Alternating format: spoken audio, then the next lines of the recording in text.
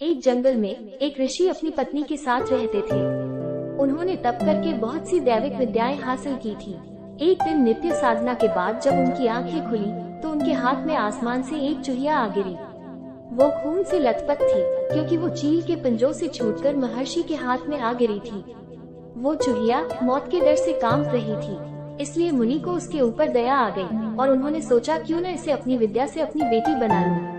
मेरी पत्नी कब से संतान प्राप्ति की चाह रख रही है, लेकिन उसके भाग्य में संतान है ही नहीं। क्यों न ये बात बताकर उसे दुखी करने की जगह इस चूहिया को ही बेटी बनाकर उसे सौंप दूं। इतना सोचते ही मुनि ने एक मंत्र पढ़कर चूहिया को एक छोटी सी बच्ची बना दिया।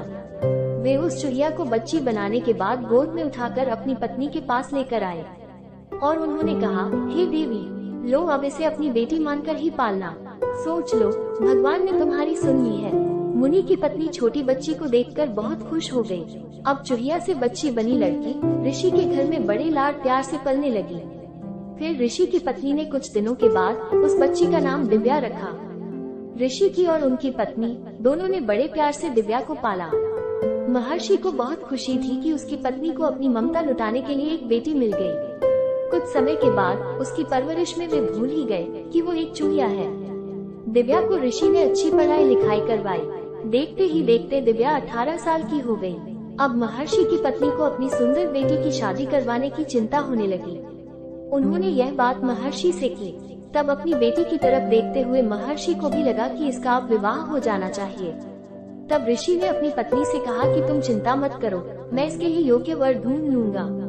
मुनि को लगा कि मेरी बेटी बहुत सुंदर है और उसकी शिक्षा दीक्षा भी अच्छी हुई है, इसलिए उन्होंने अपनी सिद्धि से सूर्य देव को पुकारा। सूर्य देव ने महर्षि को प्रणाम करके उनसे बुलाने की वजह पूछी। तब मुनि ने कहा, मेरी बेटी विवाह के योग्य हो गई है, इसलिए मैं चाहता हूँ कि आप उसे अपनी पत्नी के रूप में स्वीकार करें। सूर्य देव ने कहा, आप एक बार अपनी पुत्री से पूछ लीजिए, अगर उसे मंजूर है तो मेरी तरफ से भी हाँ है। तब दिव्या बोली, पिताजी, सूर्य देव बहुत गर्म है, इसलिए मैं इनके पास नहीं जा पाऊंगी और न ही इन्हें देख पाऊंगी। फिर महर्षि ने दिव्या से कहा, कोई बात नहीं, हम दूसरा वर देख लेंगे। तभी सूर्य देव ने कहा, हे मुनिवर, मुझसे श्रेष्ठ बादल हैं, आप उनसे बात कीजिए, क्योंकि वे मौका आने पर मेरे प्रकाश को भी ढक देते हैं। ऋषि ने अब बादल को याद किया। बादल गरजते हुए ऋषि के पास पहुँचे और उन्हें नमस्कार किया। इस बार मुनि ने सीधे दिव्या से पूछा, क्या तुम्हें यह वर पसंद है?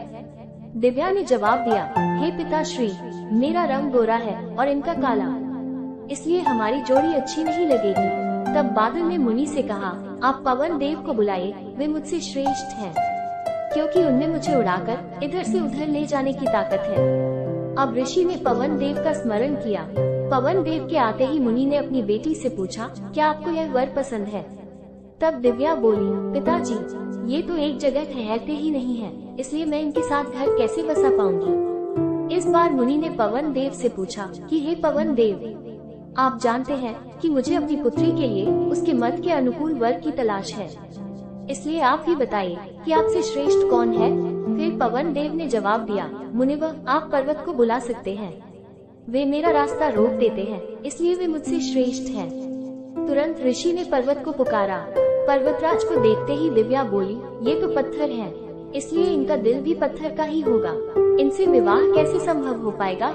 फिर मुनि ने हाथ जोड़कर पर्वतराज से पूछा, हे पर्वतराज, अब आप ही बताइए कि आपसे श्रेष्ठ कौन है? फिर पर्वतराज ने जवाब दिया, हे ऋषिवर, चूहा मुझ में भी छेद कर देता है, इस आधार पर देखा जाए तो वो मुझसे श्रेष्ठ है। इतना कहते ही पर्वत देव के कान से चूहा नीचे कूदा। तब दिव्या ने जैसे ही चूहे को देखा, वो खुशी के मारे उछल पड़ी। उसने कहा, पिताजी, यह मेरा वर के लिए उपयुक्त है और मुझे ये पसंद है। इनकी पूंछ, कान, सब कुछ कितना प्यारा है। इस बात पर महर्षि मन ही मन मुस्कुराए और सोचा कि मैंने एक चूहिया को मंत्र विद्या से इंसान तो बना दिया, लेकिन इसका दिल अभी भी चूहिया वाला ही है। महर्षि ने तुरंत दिव्या को चूहिया बनाया और उसका विवाह चूही से करवा दिया। विवाह के बाद दोनों खुशी खुशी रहने लगे। इसलिए कहा गया है, इंसान चाहे बाहर से कितना भी बदल जाए, लेकिन उसका दिल वैसा ही रहता है। नमस्कार, अगर आपको ये जानकारी अच्छी और रोचक लगी हो तथा आपने अभी तक मेरे इस चैनल काव्य कोमल को लाइक, शेयर एवं सब्सक्राइब नहीं किया हो तो प्लीज इस चैनल को लाइक, शेयर और सब्सक्राइब करें। आपके इन्हीं प्रोत्साहन से हम आगे भी अधिक से अधिक अनोखी एवं प्रासंगिक जानकारी आपके समक्ष लेकर उपस्थित होते रहेंगे।